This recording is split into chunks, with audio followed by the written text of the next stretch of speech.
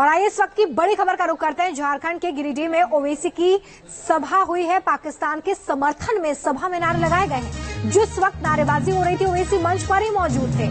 तो बड़ी जानकारी देखिए, ओवैसी की जनसभा में पाकिस्तान के समर्थन में नारे लगे हैं।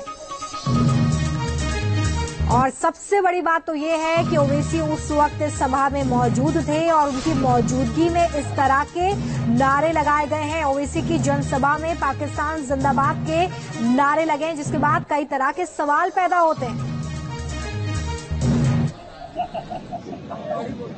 वहां पर हमारे सदर को बिठाया। उस 7 साल के बच्चे के वालिद से, पिता से हमने बात की। उसके बाप ने कहा, हमने पूछा पुलिस में कॉम्प्रोमाइज क्यों किया तुमने? तो उन्होंने कहा कि क्या करना, झारखंड का कभी कुछ हो जाता है तो शाकर दौड़ते हुए चीखे मारता है। अरे जिंदाबाद, अभी ठहरो, सुनो, तुम शाकिर साहब लेके आए क्या? तुमको सुनो हमारी बात। वहां पर हमारे सदर को बिठाया। उस 7 साल के बच्चे के वालिद से, पिता से हमने बात की। उसके बाप ने कहा, हमने पूछा पुलिस में कॉम्प्रोमाइज क्यों किया तुमने? राजेश, बताया जा रहा है कि ओवैसी की जनसभा में पाकिस्तान जिंदाबाद के नारे लगे हैं। देखिए, असल में ओवैसी जब यहाँ डुमरी में जनसभा कर रहे थे उस समय उन्होंने कई बातें कही। उसमें उन्होंने उत्तर प्रदेश का चर्चा किया। उन्होंने कहा कि किसी से डरते नहीं है, माहौल बिगड़ जाएगा, उसकी वो चिंता नहीं करते हैं, लेकिन अपने स्टैंड पे कायम रहते हैं। ये सब चल ही रहा था कि इस बीच कुछ लोगों ने वहां पर पाकिस्तान जिंदाबाद का नारा लगाया।